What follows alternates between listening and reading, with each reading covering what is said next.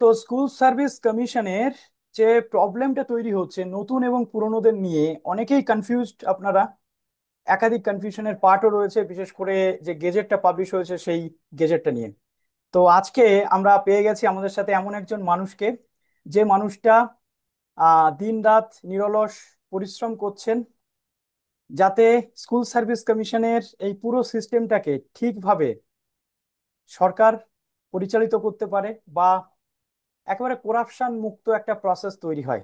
Right ma'am? তো আজকে আমরা পেয়ে গেছি আমাদের সাথে একদম।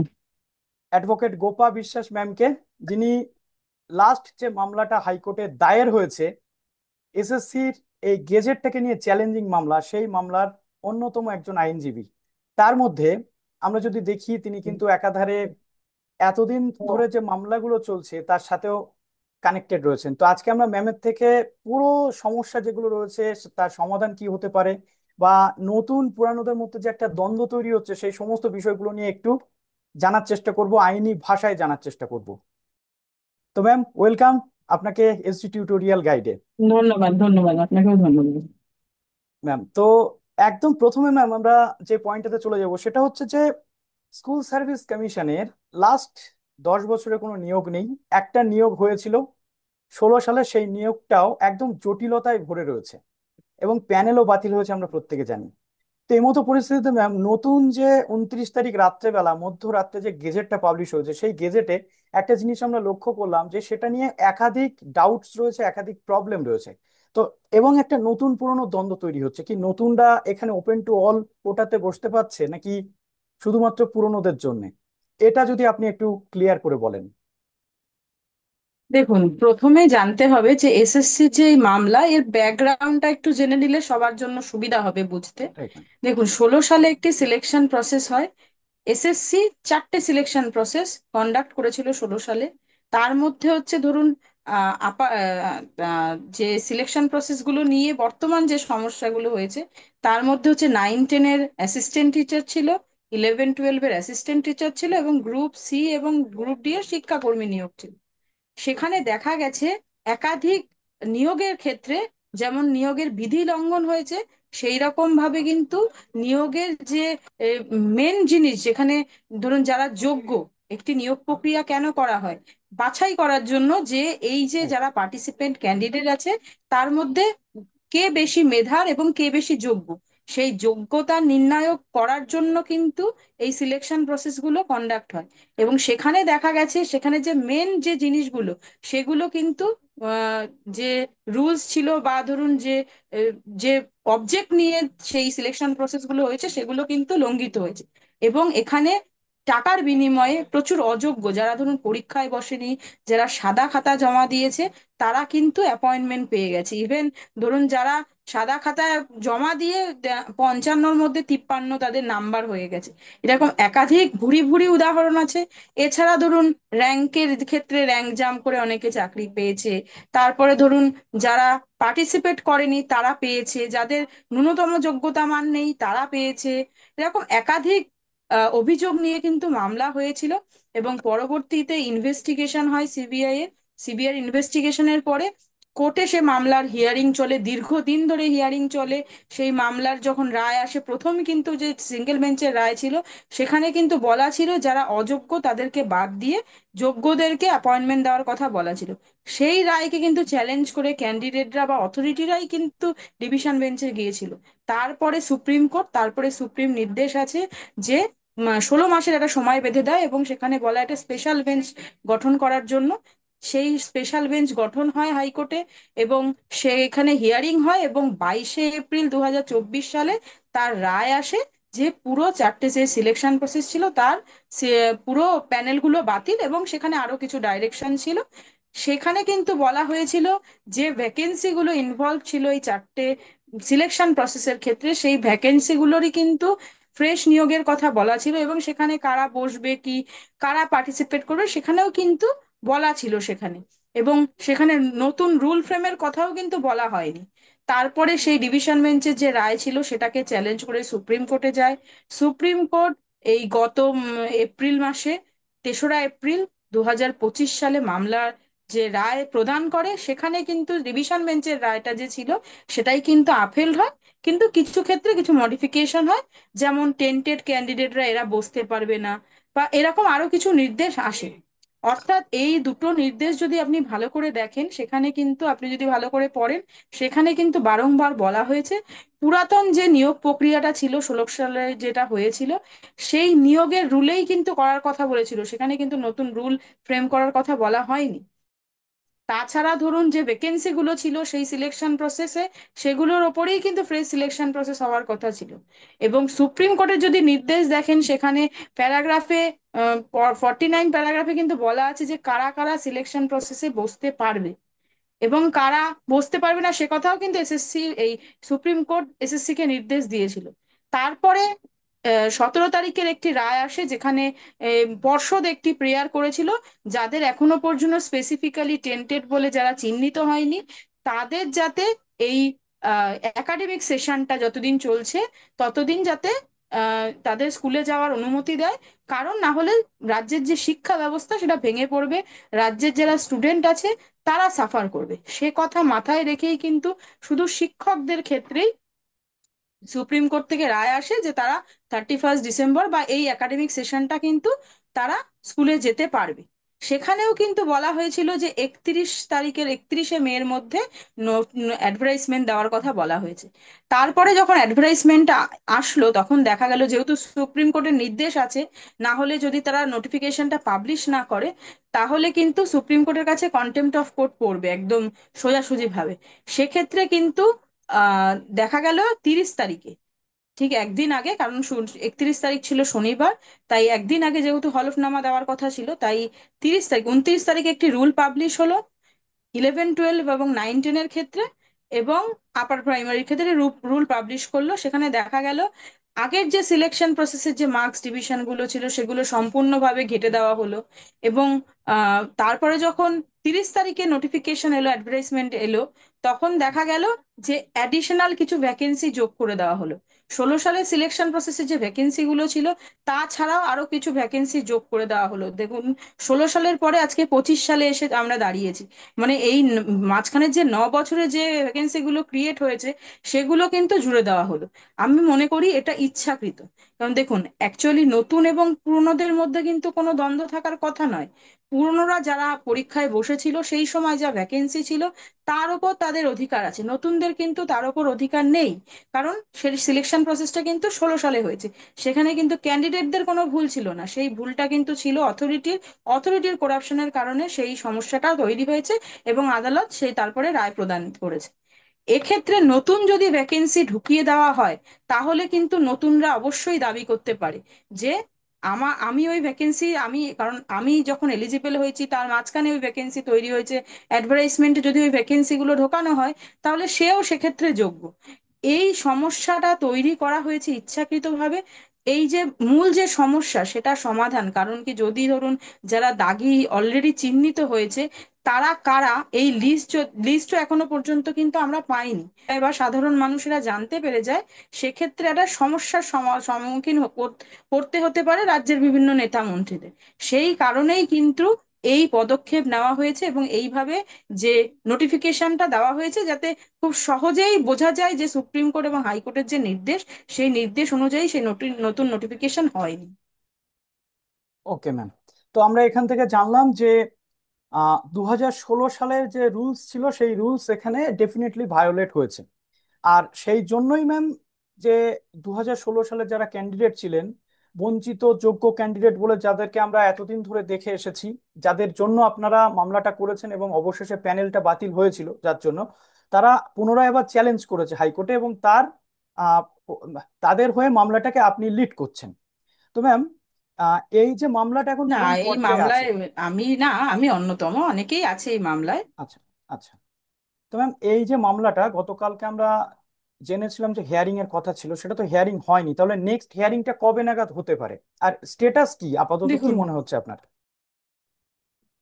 দেখুন বর্তমানে তো পেন্ডিং অবস্থাতেই রয়েছে। এই মামলাটি অনুমতি পাওয়ার পরে দায়ের হয়, এবং তারপরে গতকাল লিস্টে আসে, কিন্তু সময়ের অভাবের জন্য কালকে জানেন একটি অন্য মামলায় প্রায় অনেকক্ষণ সময় কেটে গেছে, সেই জন্য মামলাটি আর ধরা সম্ভব হয়নি।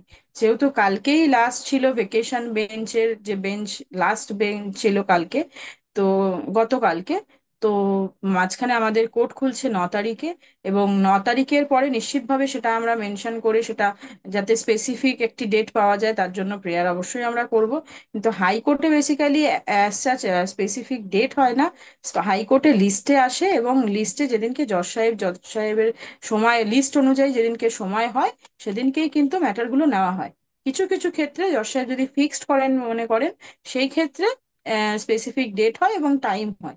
এক্ষেত্রেও আমরা নিশ্চিতভাবে চেষ্টা করব যাতে জজ সাহেবের সেটা দৃষ্টি আকর্ষণ করতে, এবং একটি স্পেসিফিক ডেট পাওয়ার জন্য। ওকে। তো ম্যাম, এই যে চ্যালেঞ্জের যেটা হয়েছে, ব্যাকগ্রাউন্ডটা রেডি হয়েছে, এখানে ভ্যালিড পয়েন্ট আপনি মোটামুটি আমাদেরকে আলোচনা করে দিয়েছেন। তো ম্যাম, এখন আমরা যেটা দেখতে পাচ্ছি যে সুপ্রিম কোর্টে রাজ্যের পক্ষ থেকে একটা রিভিউ পিটিশন সাবমিট হচ্ছে, যাতে চাকরি বাঁচানো বা এরকম যে ব্যাপারগুলো রয়েছে। তো আপনার কি মনে হয় যে রিভিউ পিটিশন আউটকাম কি আসতে পারে, আর চাকরি কি আদৌ বাঁচানো সম্ভব মিরর ইমেজ বা এই ধরনের জিনিসগুলো দেখুন যদি প্রডিউস করা যায়? দেখুন আউটকাম কি হতে পারে সেটা তো এখন বলা সম্ভব না, তবে একটি অনুমানের কথা আমরা বলতে পারি। দেখুন, একটি রায় যখন আসে, সেই রায়ের রিভিউ স্পেসিফিক কিছু গ্রাউন্ড হয়, স্পেসিফিক কিছু গ্রাউন্ড ফুলফিল করলে তবেই রিভিউ করা সম্ভব হয়। এক্ষেত্রে যখন যে রেসপন্ডেন্ট বা ধরুন যারা পিটিশনার ছিল ওই সুপ্রিম কোর্টে, এসএসসি মামলাগুলোয়, এসএসসি, তারপরে ধরুন বোর্ড, বা ধরুন অন্যান্যরা যারা মামলা দায়ের করেছিল, এসএলপি দায়ের করেছিল, সেখানে পিটিশনার হিসেবে ছিল, তারা কিন্তু নিজেরাই সেই যে রায় ছিল 3 তারিখের, সেই রায় কিন্তু মেনে নিয়েছে 17 তারিখে এসে। কারণ আপনি 17 তারিখের নির্দেশটি যদি দেখেন, সেখানে কিন্তু তারা ওই রায়টা মেনে নিয়েই কিন্তু বলেছে যে তারা নোটিশ পাবলিশ করবে এবং অ্যাকর্ডিংলি তারা অ্যাক্টেড আপন করবে। তারপরে দেখুন রিভিউ স্কোপ খুবই কম। এমনিতেই ধরুন সত্যি কথা বলতে মামলায় রিভিউর স্কোপ যেমন কম থাকে, এই ক্ষেত্রে এই এসএসসি মামলায় এই 17 তারিখের নির্দেশের পরে রিভিউর স্কোপ আরো ন্যারেড ডাউন হয়ে গেছে, সেখানে রিভিউর স্কোপ নেই বললেই বলা চলে। দেখা যাক আগামীতে কি হবে। সেটা তো আমি আগে থেকে সেটা নিশ্চিতভাবে যারা হুম, বিচার করবেন, জজ সাহেবরা একদম। আছেন, তারা সেটা ডিসাইড করবেন এক্স্যাক্টলি কি হবে। কিন্তু লিগ্যাল পজিশন হচ্ছে রিভিউ হচ্ছে খুব ন্যারো স্কোপ থাকে এক্ষেত্রে। 17 তারিখের নির্দেশের ফলে আরো সেটা ন্যারেড ডাউন হয়ে গেছে। আচ্ছা, বেশ। তো ম্যাম, এই যে আমরা যেটা দেখতে পেয়েছি যে 2016 সালে যারা মূল মামলাকারী ছিলেন, এই প্যানেল হুম। বাতিলের পর তাদের কতটা উপকার হলো? কেননা নিউ গেজেটে আমরা দেখতেই পাচ্ছি যে টিচিং এক্সপিরিয়েন্সের একটা জায়গা 10 দেওয়া হয়েছে, রিটেন এক্সামের জন্য 60, এবং একাডেমিক যে মার্কস সেটা মাত্র 10, তার সাথে ডেমো ওরাল ইন্টারভিউ মিলে 20। তো আগে যেটা ছিল 55, 35 এবং 10। তাহলে ম্যাম, সিস্টেমটাকে কি ইচ্ছে করে একটা জড়িয়ে দেওয়ার চেষ্টা করা হলো, যাতে করে এটার একদমই এগেনস্টে মামলা একদমই হয়? তাই, আপনি একদমই ঠিক বলেছেন, একদমই তাই, একদমই তাই। দেখুন, বারবার আমি বলছি সুপ্রিম কোর্ট এবং হাইকোর্টের যে নির্দেশ ছিল সেখানে কিন্তু নতুন রুল ফ্রেমের কথা বলা হয়নি। অর্থাৎ ওকে। 16 সালের যে নিয়োগের রুল ছিল, যে নিয়মগুলো ছিল, সেই নিয়ম বিধি মেনেই কিন্তু এই সিলেকশন প্রসেসটা কন্ডাক্ট করা উচিত ছিল। কিন্তু এখানে দেখা গেল নতুন রুল তৈরি করলো, এবং রুলে কি করলো, 10 নাম্বার এক্সপিরিয়েন্সের জন্য মার্কস দিল। কেন? তাহলে যারা নতুন ক্যান্ডিডেট বা ধরুন যারা সেই সময় দুর্নীতির কারণে অ্যাপয়েন্টমেন্ট পায়নি, তারা তো সিলেকশন প্রসেসে বসবেই 90 নাম্বার নিয়ে। তাহলে তাদের তো প্রথম থেকেই পিছিয়ে দেওয়া হলো। এটা একটি উদ্দেশ্য প্রণোদিত ভাবে এই কর্মকাণ্ড করা হয়েছে, এবং এটা আমার মনে হয় ইচ্ছাকৃতভাবে যাতে কিনা আরো জটিলতা সৃষ্টি করা যায় তার জন্যই করা হয়েছে, এই প্রসেসটাকে আরো ডিলে করা, এবং আলটিমেটলি দোষটা চাপানো হবে কোর্টের ঘাড়ে, যে কোর্ট নির্দেশ দিয়েছে, এবং সুপ্রিম কোর্টে গিয়ে বলবে দেখো আমরা সিলেকশন প্রসেসটা 31 ডিসেম্বরের মধ্যে করতে পারিনি, কারণ হচ্ছে কোর্ট আমাদের এই নির্দেশ দিয়েছে। কিন্তু কোর্টের যে নির্দেশগুলো ছিল সেটা যদি মান্যতা দিয়ে নোটিফিকেশনটা বেরোতো, তাহলে কিন্তু কারোর কোনো অভিযোগ থাকতো না as such। বেশ। তো ম্যাম, তাহলে আমরা মোটামুটি যেটা দেখলাম যে এখনো পর্যন্ত আমাদের আলোচনা যে পর্যায়ে রয়েছে, অলমোস্ট একটা জটিল পরিস্থিতি তৈরি হয়েছে। এবং ইন্টারভিউতে ম্যাম, আমরা শুনতে পাচ্ছিলাম যে কোনো জায়গা থেকে যে 10 মার্কসের ইন্টারভিউ বা 20 মার্কসের ইন্টারভিউ যাই হোক, একটা ভিডিওগ্রাফি প্রসেস থাকবে। কিন্তু আমরা দেখলাম না ম্যাম, গেজেটে কোনো জায়গাতে উল্লেখ আছে বা নোটিফিকেশন উল্লেখ আছে যে ইন্টারভিউতে ভিডিওগ্রাফি হবে। তো এটা কি বাধ্যতামূলক করা উচিত? আপনার কি মনে হয়? দেখুন, এই যে যে নিয়োগ প্রক্রিয়াগুলো হয়েছে সেগুলো কিন্তু বাতিল হয়েছে আপনার দুর্নীতির কারণে। এবং সিবিআই এর যে রিপোর্ট ছিল সেখানে কিন্তু বলা হয়েছিল যে ইন্টারভিউর যে প্রসেস, ইন্টারভিউতে কিন্তু দুর্নীতি হয়েছে, সেখানেও কিন্তু বিভিন্নভাবে ম্যানিপুলেশন করা হয়েছে। যারা অযোগ্য বা ধরুন যারা কম যোগ্য তাদেরকে বেশি নাম্বার দেওয়া হয়েছে। অ্যাজ সাচ ইন্টারভিউ প্রসেসের যে মার্কস দেওয়ার যে ব্যাপারটা, সেটা নিয়েও অনেক কারচুপি করা হয়েছে। কিন্তু এখানে দেখা গেল যে যদি কোনো করাপশন হয়, এবং দেখুন নিয়োগ প্রক্রিয়া স্বচ্ছভাবে হবে, এটাই তো আমাদের কনস্টিটিউশন বলে, এটাই তো আমাদের অবভিয়াসলি। নর্মাল। যে কোনো পাবলিক এমপ্লয়মেন্টে স্বচ্ছতা বজায় থাকা অবশ্যই উচিত। সেখানে যদি ভিডিওগ্রাফিতে হয় ইন্টারভিউ, তাতে কার ক্ষতি হবে? আপনি যারা পার্টিসিপেট করছে তারা তো বলছে ভিডিওগ্রাফিতে করো, কিন্তু কারা করছে না, যারা করছে না তারা, তাদের নিশ্চিতভাবে কোনো উদ্দেশ্য আছে যে আমরা ভিডিওগ্রাফিতে হলে আমরা এই কারচুপিটা হয়তো আর করতে পারবো না, সেই জন্যই তারা নিশ্চিতভাবে করছে না। এর আগেও আপনার মনে থাকবে, এর আগেও অনেক অভিযোগ আসে যে ইন্টারভিউর মার্কস পেন্সিল দিয়ে দেওয়ার হুম একটা হুম অভিযোগ হুম হুম। এসেছিল। রাইট। এখানেও কারচুপি কিন্তু একাধিক, অন্যান্য নিয়োগেও কিন্তু আপনি 2022-এ টেটের 2022-এর যে সিলেকশন প্রসেসটা দেখবেন, 22-এর যে বোর্ড, প্রাইমারি বোর্ড যেটা করেছে, প্রাইমারি বোর্ডে এত দুর্নীতির যে অভিযোগ এসেছিল, তারপরে প্রাইমারি বোর্ড যখন 22-এর সিলেকশন প্রসেসে ইন্টারভিউ করে, সেটা কিন্তু ভিডিওগ্রাফিতে করা হয়েছিল। তাহলে যদি প্রাইমারি বোর্ড করতে পারে, এসএসসি কেন করতে পারবে না?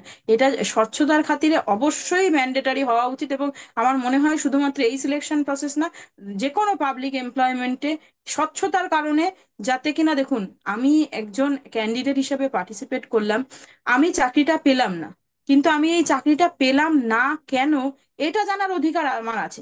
আমি জানবো যে আমার থেকে যোগ্য ব্যক্তিরা চাকরি পেলো, কিন্তু আমার যেহেতু যোগ্যতা কম ছিল, তাই আমি পেলাম না। আমি কি করব, তাই নিয়ে আরো বেশি করে পড়াশোনা করব, যাতে আমার যোগ্যতাটা আমি বাড়াতে পারি এবং একদম। পরবর্তীতে আমি সাকসেসফুল হতে পারি। কিন্তু এই ক্ষেত্রে দেখা যাচ্ছে তারা জানতেই পারছে না তারা কেন অ্যাপয়েন্টমেন্ট পাচ্ছে না, তারা কেন সিলেক্টেড হচ্ছে না। তার কারণ সবকিছুতে একটা অস্বচ্ছতা রেখে দেওয়া হচ্ছে প্রত্যেকটা সিলেকশন প্রসেসের ক্ষেত্রে। শুধুমাত্র যে এসএসসি তে না, আরো অনেক সিলেকশন প্রসেসে কিন্তু এই জিনিস দেখা যাচ্ছে। তা আমার মনে হয় শুধুমাত্র এসএসসি নয়, প্রত্যেকটা যে কোনো পাবলিক এমপ্লয়মেন্টে এটা ম্যান্ডেটারি হওয়া উচিত যে ইন্টারভিউ যে প্রসেস, সেটাকে ভিডিওগ্রাফিতে করা হোক। তো ম্যাম, এখানে কি আইনি ভাবে কোনো কিছু পদক্ষেপ আপনারা গ্রহণ করতে পারেন যে? সেটা নিশ্চিতভাবে যদি আচ্ছা। দেখুন, এটা ডিসকাশন গভর্নমেন্ট রুল ফ্রেম করে, গভর্নমেন্টের যে লেজিসলেশন, সেখানে জুডিশিয়ারি সহজে হস্তক্ষেপ করতে পারে না। নিশ্চিতভাবে যদি আইনি কোনো কিছু করা থাকে, আমরা নিশ্চিতভাবে সেটা চেষ্টা করবো করার। আমি একটা জিনিস আপনার থেকে একটু স্পেসিফিক্যালি জিজ্ঞেস করতে চাই, যেটা দীর্ঘদিন ধরে আমিও বলে এসেছি, যে যেহেতু 16 সালের কেস এটা, 16 সালের মামলা, তার ফলে প্যানেল বাতিল, সিস্টেমটা মেবি 16 সালের রুলসেই হবে। কিন্তু অনেক জায়গাতে এমন কনফিউশন ছড়িয়েছে যে ত্রিপুরার একটা কেসকে অনেকে প্রেফারেন্স হিসেবে দেখায়, যে ত্রিপুরাতে এরকম একটি নিয়োগ দুর্নীতির প্যানেল বাতিল হয় এবং সেখানে ওপেন টু অল করে দেওয়া হয়, এবং সেটা নিয়ে বিভিন্ন জায়গাতে সার্কুলেট সেটা হয়ে তো যায়। ধরুন হুম। তো সেটা ধরুন সিলেকশন প্রসেসের সেরকম সুপ্রিম কোর্ট তো সেরকম নির্দেশ দেয়নি। এই হুম, ক্ষেত্রে স্পেসিফিক নির্দেশ আছে। দেখুন, যদি সুপ্রিম কোর্ট বা হাইকোর্ট বলে দিত যে প্যানেলটা ক্যান্সেল, যদি আর হুম। কিছু না বলতো, তাহলে কিন্তু যে ভ্যাকেন্সি গুলো থাকতো সেটা পরবর্তী সিলেকশন প্রসেসে ক্যারি ফরওয়ার্ড হতো। ক্যারি ফরওয়ার্ড হওয়া মানে সেটা ওপেন টু অল হয়ে গেল। কিন্তু এখানে কিন্তু স্পেসিফিক্যালি জজ সাহেবরা অর্ডারে লিখে দিয়েছেন কিভাবে হবে, কি কি করতে হবে না করতে হবে। এখানে কিন্তু স্পেসিফিক ভাবে লেখা আছে, সুপ্রিম কোর্টের রায়ে অ্যাজ ওয়েল অ্যাজ ধরুন হাইকোর্টের রায়, দুটো রায় যদি আপনি পড়েন, সেখানেই কিন্তু আপনার স্পষ্ট হয়ে যাবে যে কিভাবে কি প্রসেস কন্ডাক্ট করতে হবে। ওকে ম্যাম, তাহলে আমরা যেটা বুঝতে পারছি যে ম্যাম ওখানে স্পেসিফিক্যালি এরকমটা মেনশন আছে যে 2016 ক্যান্ডিডেট, মানে ওই যে 22 লাখ ক্যান্ডিডেটদের জন্যই শুধু ফ্রেশ রিক্রুটমেন্ট প্রসেস, এটাই কি আপনি বলতে দেখুন চাইছেন ম্যাম? এখানে, হ্যাঁ একদমই একদমই বলতে চাইছি। দেখুন এখানে বলা আছে, আপনি সুপ্রিম কোর্টের রায়ে যখন প্যারাগ্রাফ 49-এ দেখবেন, ওখানে বলাই আছে যে কারা কারা পার্টিসিপেট করতে পারবে। সেটা যদি আপনি ভালো করে দেখেন, সেখানে নিশ্চিতভাবে যারা, এখানে বলা আছে দেখবেন, যারা not specifically found to be tainted, সেই সব ক্যান্ডিডেটদের কথা বলা হয়েছে। এখানে আরেকটি গুজব ছড়িয়েছিল যে শুধুমাত্র যারা অ্যাপয়েন্টমেন্ট পেয়েছিল বা যারা শিক্ষক হিসাবে ছিল, তারাই শুধু বসতে পারবে, এমনটি কিন্তু নয়। আচ্ছা।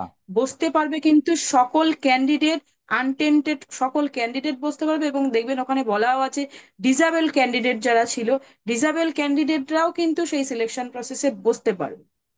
আচ্ছা, তার মানে ম্যাম এখানে ফ্রেশ ক্যান্ডিডেট বলতে 2016-র ওভারঅল ক্যান্ডিডেট থেকে বোঝানো হচ্ছে নিউ ক্যান্ডিডেট যারা আফটার 2016 এলিজিবল, তাদের কথা এখানে মেনশন হচ্ছে না। না, তাদের কথা এখানে কিন্তু অ্যাজ সাচ মেনশন নেই। যদি কিন্তু এই যদি নতুন কোনো ভ্যাকেন্সি অ্যাড হয়, বারবার আমি বলছি, যদি হুম। ধরুন একটাও নতুন ভ্যাকেন্সি অ্যাড হয়, সেই নতুন ভ্যাকেন্সি থেকে কিন্তু যে নতুন ক্যান্ডিডেটরা আছে যারা 16 সালে সিলেকশন প্রসেসে পার্টিসিপেট করেনি, তারা কিন্তু সেখানে যোগ্য, তাদের কিন্তু হ্যাঁ। সেখানে পার্টিসিপেট করতে দিতে হবে যদি ভ্যাকেন্সি অ্যাড হয়। ওই জন্যই কিন্তু দেখবেন রায়গুলোতে বলা আছে, বিভিন্নভাবে অ্যাফোর্সেড ভ্যাকেন্সির কথা বলা আছে, বা vacancy involve in this four selection process, এইভাবে কিন্তু এই টার্মগুলো কিন্তু আপনি জাজমেন্ট গুলোতে পাবেন। সেখানে কিন্তু স্পষ্টতই সেখানে বলা আছে যে ওই যে ভ্যাকেন্সি গুলো ছিল সেগুলোর কথাই কিন্তু বলা হয়েছে, সেই ভ্যাকেন্সিতে কিন্তু নতুনদের অ্যাজ কোনো রাইট নেই। আচ্ছা। তার মানে ম্যাম এটা পুরো পরিষ্কার হয়ে গেল আজকে। বহু ক্যান্ডিডেটদের এটা ডাউট ছিল যে ওখানে up to date vacancy add করে নিয়োগের কোনো কথা মেনশন নেই। দ্যাট মিন্স যে আমরা যেটা না, একদমই না। এক্সিস্টিং যে ভ্যাকেন্সি সেই ভ্যাকেন্সিতে নিয়োগ হবে, রাইট এটা ম্যাম? এক্সিস্টিং ভ্যাকেন্সি নয়, 16 সালে সিলেকশন প্রসেসে যে ভ্যাকেন্সি গুলো ইনভলভ ওকে। ছিল সেই ভ্যাকেন্সি গুলোর কথা বলা হয়েছে। এক্সিস্টিং ভ্যাকেন্সি বলতে আজকে 25 সালে এসে যদি আপনি এক্সিস্টিং ভ্যাকেন্সি বলেন, মানে মানে সব বোঝায়। দেখুন, একটা কথা আমি বলি, নতুন এবং পুরনো এই যে কনসেপ্টটা এবং এই যে রাইট দ্বন্দ্ব ম্যাম। একটা তৈরি করার চেষ্টা করা হচ্ছে, রাদার আমার বলা উচিত, এটা কিন্তু হওয়া উচিত নয়। দেখুন, নতুনরাও যে অযোগ্য আমি একদমই তাদের বলবো না, নতুনদেরও অবশ্যই যোগ্য আছে। কেন প্রত্যেক বছর এসএসসি হবে না? এই যে ঠিক ধরুন ম্যাম। 10 বছর, আজকে 16 থেকে আমরা 25-এ এসে দাঁড়িয়েছি, একটাও এসএসসি হয়নি কেন? এই এই সমস্যার সমাধান তাদের সেই নিয়ে কেন তারা কথা বলছে না, যে ঠিক। কেন এই প্রত্যেক বছর এসএসসি হবে না? সে যদি দুটো ভ্যাকেন্সি হয়, দুটো ভ্যাকেন্সিতে এসএসসি এক্সাম কন্ডাক্ট করবে। প্রত্যেক বছর দেখুন কত মানুষ মারা যাচ্ছে, কত রিটায়ারমেন্ট হচ্ছে, ফলে ভ্যাকেন্সি ক্রিয়েট হচ্ছে। সেই ভ্যাকেন্সি গুলো ধরুন একটি পিরিয়ডের পরে কেন সেটা রিক্রুটমেন্ট করা হবে না, রিক্রুটমেন্ট প্রসেস কেন হবে না? আমার মনে হয় এটা তৈরি করা হচ্ছে একটি বাজারে একটা চাকরির ক্রাইসিস তৈরি করার জন্য, যাতে কিনা এই যে যারা মেধাবী ছাত্র আছে, এই যারা ধরুন টাকা দিয়ে চাকরি নিয়েছে, চাকরি কিনেছে রাদার বলা যায়, তারা যে সবাই একেবারে কম মেধার, বা তারা একেবারে পড়াশোনা করে আসেনি এরকম সবাই কিন্তু নয়। কিছু ব্যক্তি অবশ্যই আছে যারা যে হয়তো সাইনটুকুও ঠিকভাবে করতে পারে না, আপনারা অনেক ওয়েমারে সেরকম দেখবেন যে সাইনটুকুও একদম ঠিকভাবে একদম। তারা করতে পারে। কিন্তু অনেকে কিন্তু এরকম আছে যে ধরুন যথেষ্ট পড়াশোনা করে এসছে, কিন্তু তারাও টাকা দিতে বাধ্য হয়েছে, কারণ বাজারে এরকম একটি ক্রাইসিস তৈরি করা হয়েছে। সেম জিনিস কিন্তু এখনো করা হচ্ছে, যে টাকা দিতে তারা বাধ্য হবে। তারা জমি বাড়ি, যারা টাকা দিয়েছে তারাও তো আম্বানির ছেলে নয়, তারা তাহলে সরকারি চাকরি কেন করতে আসবে? তারাও কিন্তু নিজেদের জমি বিক্রি করে, বা ধরুন নিজেদের শেষ সম্বলটুকু বিক্রি করে হয়তো টাকা দিয়েছে। তারাও অন্যায় করেছে, তাদেরও সেই পথ গ্রহণ করা উচিত হয়নি। কিন্তু এই পথে নিয়ে যেতে কিন্তু আমাদের কিছু কিছু লোক কিন্তু বাধ্য করেছে, এবং অথরিটিও কিন্তু সেই পথেই দেখিয়েছে। অথরিটিরও উচিত ছিল যে প্রত্যেক একটা ইন্টারভেলের পরে কিন্তু রিক্রুটমেন্ট প্রসেস গুলো কন্ডাক্ট করার। হুম। তাহলে তো ধরুন আমি একবার ফেল করলাম, আমার বয়স থাকতে হয়তো আহ 1 বছর আমি পাশ করলাম না, পরের বছর আরো বেটার করে প্রিপারেশন নেবো, আমি পরের বছর আবার যাতে সুযোগ পাই। সেই রাইট। স্কোপটা কিন্তু আর থাকছে না যে ক্যান্ডিডেটদের কাছে, এবং এই করতে করতে তাদের হয়তো বয়স পেরিয়ে গেল। এভরি ইয়ার যেমন একটা এসএসসির প্রসেস চলতো আগে, তেমনি একটা চললে এরকম একটা যে ক্রাইসিস সেটা আর হতো না। এটা একদমই ঠিক ম্যাম। এবং না, অনেক একদমই স্কুলও আমরা দেখতে পাচ্ছি যে বন্ধ হতে বসেছে, বেশিরভাগ স্কুলে টিচার নেই, একদমই আজকেও একদমই দেখলাম নিউজ একদমই পেপারে। একদমই একদমই। হ্যাঁ। তো ম্যাম, আর একটা যেটা আমি আপনার কাছে জানতে চাইবো, বেশিরভাগ দর্শকের প্রশ্ন, যে এই ওবিসি ইস্যু এই রিক্রুটমেন্টে কি এফেক্ট ফেলতে পারে যদি নিউ এক্সাম হয়? আমি যদি কথাটা যুক্ত করছি যে যদি নিউ এক্সাম হয়, তাহলে ওবিসি ইস্যু কতটা এফেক্ট ফেলতে পারে, যেহেতু এখন দেখতে দেখো, পাচ্ছি আমরা আমার দু মনে হাজার হয় না পঁচিশ এফেক্ট ফেলতে পারে, আমার মনে হয় না কোনোভাবে এফেক্ট ফেলবে। এটা একটি তৈরি করা জিনিস যে এফেক্ট ফেলবে বা এরকম একদমই নয়, একদমই এফেক্ট ফেলতে পারে না, এবং নিয়োগে আটকাতে পারে না। এসএসসি মামলা সেটা পেন্ডিং আছে, এবং যদি রাজ্যের এতই চিন্তা থাকতো, রাজ্য তাহলে এসএসসি মামলায় গিয়ে টাইম নিত না, রাজ্য সেটা নিষ্পত্তি করার চেষ্টা করতো। সেই নিষ্পত্তি তারা চেষ্টা করেনি। বর্তমানেও কিন্তু সেটা পেন্ডিং অবস্থা রয়েছে, এবং সেটা যদি যতদিন ধরুন 10 বছর যদি কোনো মামলা পেন্ডিং থাকে, তাহলে কি রাজ্যের সব নিয়োগ বন্ধ থাকবে, রাজ্যের সব ভর্তি বন্ধ থাকবে? এটা সেইটাই। এটা সম্পূর্ণভাবে ক্রিয়েট করা হচ্ছে, এটা একদমই একদমই সত্য কথা নয়। এটা কিন্তু নিয়োগ করতে কিন্তু কোনো বাধা নেই যে ওবিসির জন্য কোনো নিয়োগ হবে না বা কিছু। তাহলে নিশ্চিতভাবে তো ম্যাম সেখানে অল্টারনেটিভ কোনো পন্থা নিয়ে নিয়োগ করতে পারে। তাহলে কি ম্যাম ওই যে রায়টা ছিল হাইকোর্টের ওবিসি নিয়ে, যে 7% সংরক্ষণ দিয়ে 66 যে শ্রেণী রয়েছে তাদেরকে নিয়ে এক কাজ চালিয়ে যেতে পারে রাজ্য সরকার, কিন্তু সুপ্রিম নিশ্চিতভাবে কোর্টের, পারে রাজ্য সরকার। যেহেতু ম্যাম সুপ্রিম কোর্টের জুলাইয়ের 3rd উইকে এই কেসটা হেয়ারিং হবে শুনতে পাচ্ছি, বা ফাইনাল কিছু জাজমেন্ট আসতে পারে, তা ততদিন গেলে তো ম্যাম অনেকটা দেরি হয়ে যেতে পারে, যেহেতু অ্যাডমিশনের একটা প্রসেস রয়েছে। তো এটা নিয়ে আপনি কি হ্যাঁ, বলবেন? অবশ্যই অবশ্যই। দেখুন, লাস্ট যখন সুপ্রিম কোর্টে আমাদের ওবিসি মামলাটা আসে, রাজ্যের তরফ থেকে 3 মাস চাওয়া হয়, তারা আবার আর নতুন করে সার্ভে করার কথা বলে, এবং সেখানে কিন্তু টাইম দেওয়া হয়। এবং দেখুন, এখন বর্তমানে গ্রীষ্মকালীন অবকাশ চলছে, গ্রীষ্মকালীন ছুটি চলছে সুপ্রিম কোর্টে। সেই ছুটি কিন্তু শেষ হবে প্রায় জুলাই মাসে গিয়ে, 14ই জুলাই পরবর্তীতে সুপ্রিম কোর্ট খুলবে, তারপরে কিন্তু সেই হিয়ারিংটা আসবে। এবার সেই দিনই যে হিয়ারিং হলেই যে সেই দিন মামলাটা নিষ্পত্তি হয়ে যাবে, রায় প্রদান হয়ে যাবে, এটা কিন্তু কোনো নিশ্চয়তা নেই। অর্থাৎ ওবিসি মামলার জন্য তাকিয়ে থেকে নিয়োগ সব বন্ধ করে রাখার কোনো মানে হয় না। ওকে। তো ম্যাম এবার আমরা যেটা দেখতে পাচ্ছি যে ফ্রেশরা যদি, তাহলে এই ধরুন নতুন যে সিটটা এখানে আমরা সেট ভ্যাকেন্সিটা দেখতে পাচ্ছি নিউ একদম 18,426, আহ এই যে গেজেট এই অনুযায়ী টোটালটাকে একসাথে করে দেওয়া হয়েছে 35,726 টোটাল টিচিং ভ্যাকেন্সি। আমি গ্রুপ সি গ্রুপ ডিটা নিয়ে পরে আসছি। তো ম্যাম এখানে 17,244 যে ওল্ড ভ্যাকেন্সি 2016 রয়েছে। তাহলে এই যে গেজেট এটা আপনার কি মনে হচ্ছে যে সিস্টেমেটিক্যালি যদি না চলে তাহলে তো এই গেজেটটাতে স্টে হতে বাধ্য, বা এই গেজেটটা ক্যান্সেল দেখা হতে যায় পারে? সেই নিয়েই তো দেখুন মামলা হয়েছে, শুধুমাত্র যে যে ভ্যাকেন্সির সমস্যা তা নয়, যে আরো বিভিন্ন গেজেটে আরো কিছু সমস্যা আছে, সেই নিয়েই কিন্তু মামলা হয়েছে। সে মামলায় কি আসবে, নিশ্চিতভাবে আমরা চাইছি যে মামলাটা শুনানি হোক, এবং জজ সাহেবরা নিশ্চিতভাবে সেটা বুঝবে যে সুপ্রিম কোর্ট এবং হাইকোর্টের যে নির্দেশ ছিল, সেই নির্দেশ অনুযায়ী এই গেজেট পাবলিশ হয়নি, তাই এই গেজেট কোনোভাবেই থাকতে পারে না। আচ্ছা, তাহলে ম্যাম এই যে 18,426টা নিউ ভ্যাকেন্সি রয়েছে, যদি নতুন ক্যান্ডিডেটদেরকে এক্সাম নিতে হয় সেখানে তাহলে নিয়োগ হবে, নতুন ক্যান্ডিডেটদের নিয়োগ হবে, নতুন যারা আছে ফ্রেশ সেপারেট ফ্রেশ ওয়েতে? নতুন রিক্রুটমেন্ট প্রসেস দিক দিক দিক দিক না, কি সমস্যা আছে? কালকেই আবার আচ্ছা। একটা নতুন নোটিশ দিক ওই ভ্যাকেন্সি গুলোতে, কালকে কেন, যে কোনো সময় নোটিশ দিতে পারে নতুন ভ্যাকেন্সিতে, অ্যাপয়েন্টমেন্ট করবে, তাই সে অ্যাপয়েন্টমেন্ট নেবে, এটা সমস্যা কি আছে? আমরা তো সেটাই বলছি, তুমি যে এই ভ্যাকেন্সি গুলো ফেলে রাখছো 10 বছর, কি দরকার তোমার 10 বছর ফেলে রাখা? তুমি নিয়োগ নাও না। কিন্তু যেটা তোমার সুপ্রিম কোর্টের নির্দেশে যে নিয়োগটা তোমার কন্ডাক্ট করার কথা, সেটাতে তুমি দুটো একসঙ্গে মিক্সড করে দিতে পারো না এভাবে।